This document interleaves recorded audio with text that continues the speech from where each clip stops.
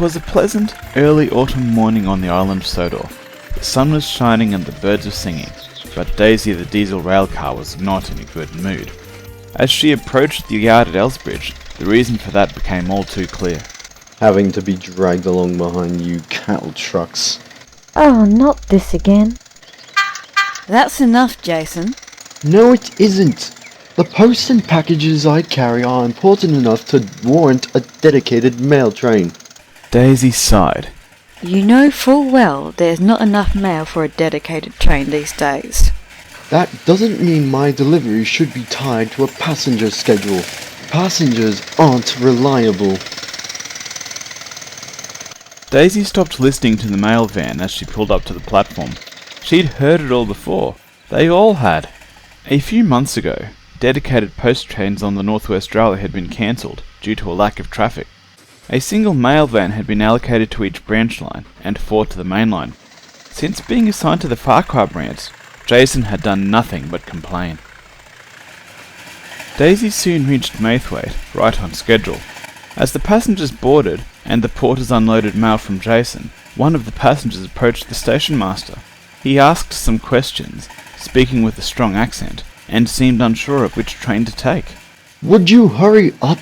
We've got deliveries to make. The station master and passenger turned to the mail van, shocked. Shut up! I'm sorry, sir. Je suis désolé. Daisy hoped those were the right words. She thought she'd recognise the tourist's accent. Merci. Ce n'est pas votre faute. With that, the tourist boarded Daisy and the railcar departed, outraged. What do you think you're playing at? Being rude to passengers like that. I mean, really? That passenger was just causing a delay. That passenger was working out how to get to his destination. It is our duty to look after the people on our branch line. Your duty may be. Mine is to see that these letters I carry are delivered on time. You do realise that the postmen don't make their rounds until after lunchtime, don't you? It's not even 8 o'clock yet. What if I'm delayed or on a later train one day? Having a separate post train... Be quiet. You've already done enough damage for one day.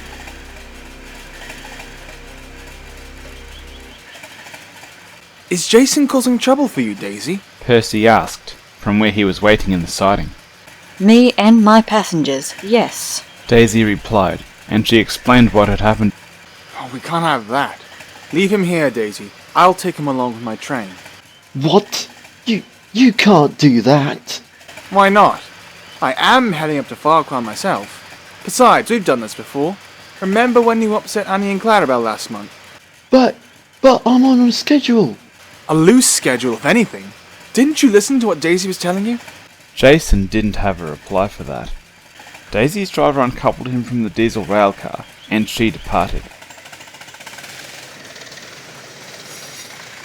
Once Daisy was clear, Percy shunted Jason at the head of his train, then he too departed. Percy was soon heading along the line, with Jason grumbling behind him. Jason, listen. I know you're not happy about being allocated to these branch line trains. You've made that clear enough. But you've got to stop whining about it. I mean, you've already got Thomas, Toby, Annie, Clarabelle, Henrietta, Victoria, and Elsie offside. That's easy for you to say. You're still useful. What? Of course I'm still useful. You're still useful too. You're still carrying mail and parcels. I knew you wouldn't get it. Just like all the others. With that, Jason fell silent, fuming.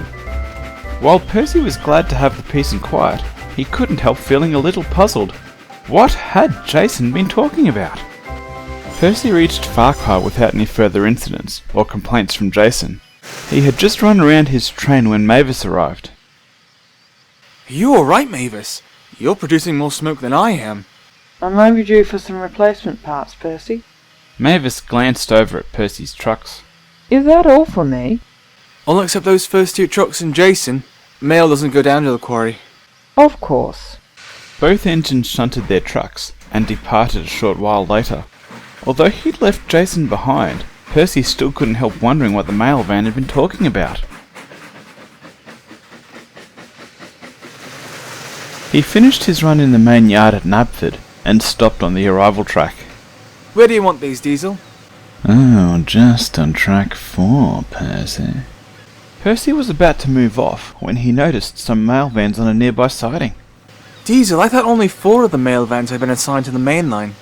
That's correct, Percy. But there are 6 of them over there.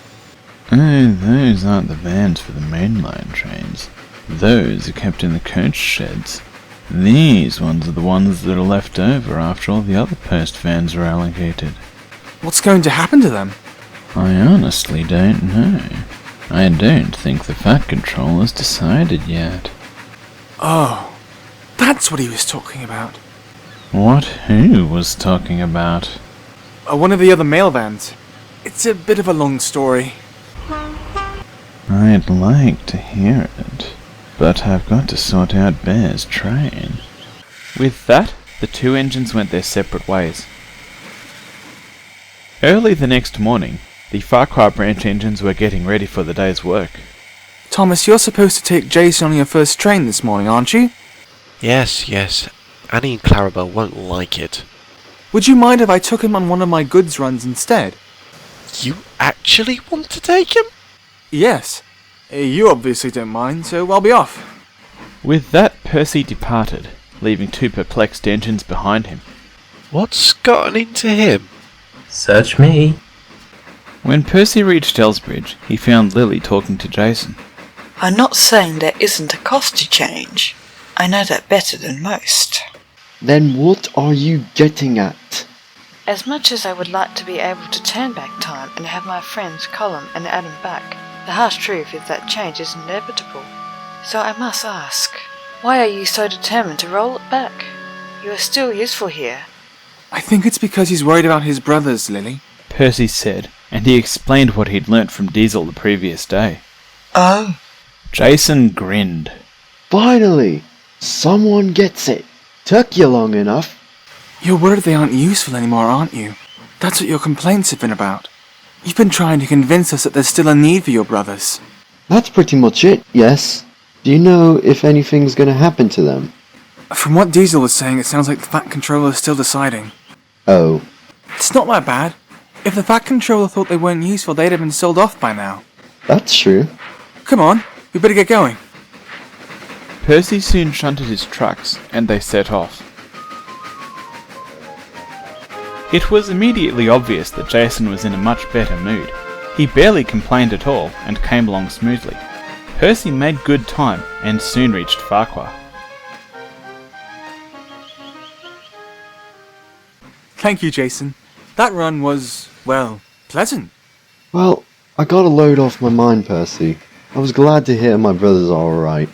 Glad I could help. Percy replied, and he went to fetch the rest of his trucks. But as he headed up to the quarry, the tank engine realised there was still an important question unanswered.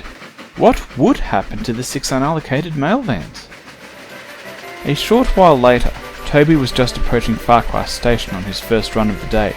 As usual, both Henrietta and Victoria were full of workmen heading up to the quarry for the day's work. As Toby pulled up at the platform, a van parked next to it caught his attention. Hello, John. Toby said to the station master.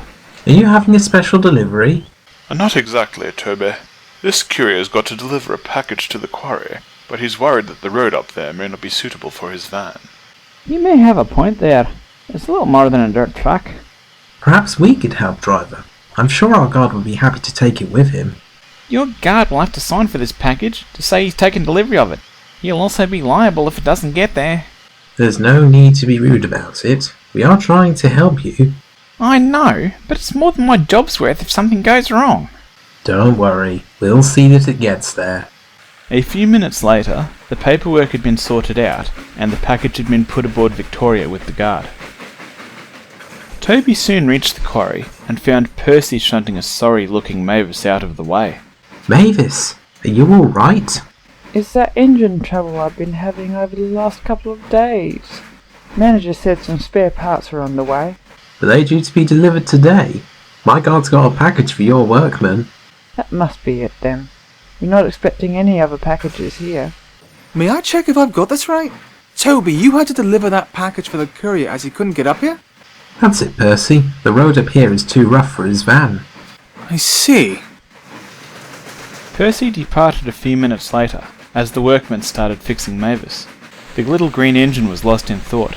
Toby's special delivery had given him an idea, and he would need to talk to the Fat Controller. Later that day, just after lunchtime, Percy was shunting in the yard at Tidmouth.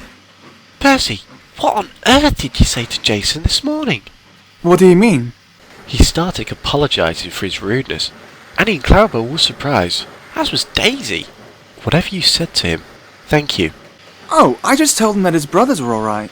His brothers? But they've been reassigned to the other branches and main line. Not the 6 still waiting in the main yard, Thomas. Jason was worried they wouldn't be really useful again. Oh. Is that what you wanted to see me about, Percy? In a way, Miss Hat. Percy replied, and he recounted what Toby had done for the courier earlier. And so it just got me thinking, Mom. What do you have in mind, Percy? What if the railway offered a package service? I mean, our rails do run over a large portion of the island, and delivery lorries can't go everywhere. Those remaining 6 vans could be used for that. That's a good idea, Percy. I have been considering something similar, with the advent of online shopping and all of that. Do you really think there's a need for it? I think there is, Mom, and not just on our railway. I mean, my driver's sister lives in the mountains where Scarlowy's railway runs. She and her neighbours have difficulty getting deliveries up there. Could Scarlowy and his friends help too? That would work if we set up a separate company, a rail-based courier company, as a subsidiary of the North West Railway. A subsidiary? It's when one company owns another company and has a say in the running of it. Usually, both companies have their own directors, staff and resources. So you're thinking of setting up one of these subsidiary companies for packages, some sort of Northwest Package Express company? We have been looking to diversify the railway's business, and this will be perfect. I will put it to the board of directors at this week's meeting. With that, the Fat Controller departed. As she headed over to the station, she considered Percy's idea. If this venture were to go ahead, it would need someone in charge who knew Sodor and who was good at running a business. Fortunately, the Fat Controller knew of such a person. I'll have to tell Jason about this. I imagine he'll be quite relieved. Over the next fortnight, trains on the Northwest Railway ran normally. Well, slightly better than normal. Jason had stopped his complaining and started to get on with the coaches. Even Daisy didn't seem to mind him anymore. One morning, Annie and Clarabelle were telling Jason about some of the misadventures they'd had with passengers. Spilled his coffee all over my seat. I was not impressed, and neither was Thomas. It's not pleasant, is it? I've had a parcel or 2 burst open aboard me. That's Jeff. But who are those vans he's pulling? Annie and Jason looked over as Jeff stopped to wait for a signal. His vans appeared to be Jason's brothers, but they were painted a dark green colour and had an unfamiliar logo on the side. "Hello, Jason. Long time no see." Joe, when did you lot get repainted? Old last call went on yesterday afternoon. We've been reassigned to this new Northwest Package Express company the railway's starting. Percy told me something about that. So it's going ahead, is it? Yes. We've been told we're going to start operations on your branch line before being rolled out across the whole railway. A trial run of sorts. It'll be good to work with you again. Indeed.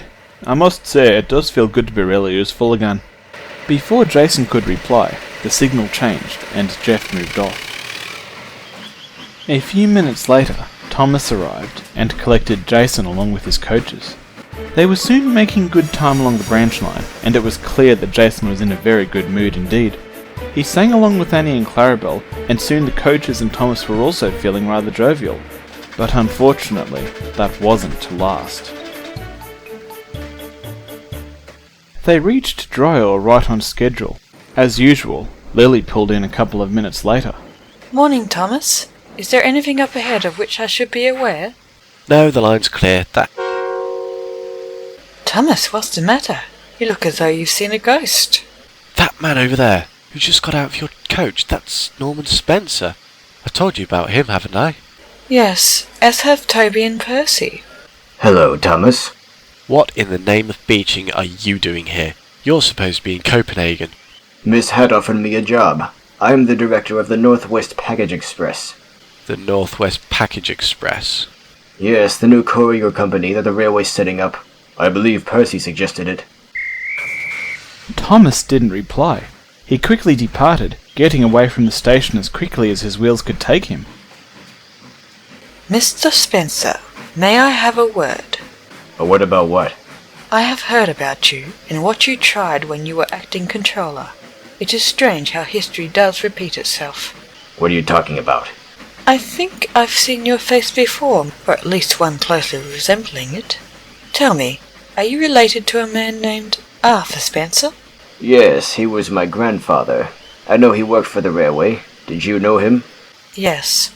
It was thanks to him that my friends were scrapped. Oh. I will be keeping a close eye on you, Mr. Spencer. Have no doubt about that. I take your point. Good! Lily replied, and with that she departed. This time, a Spencer was not going to cause trouble for her friends.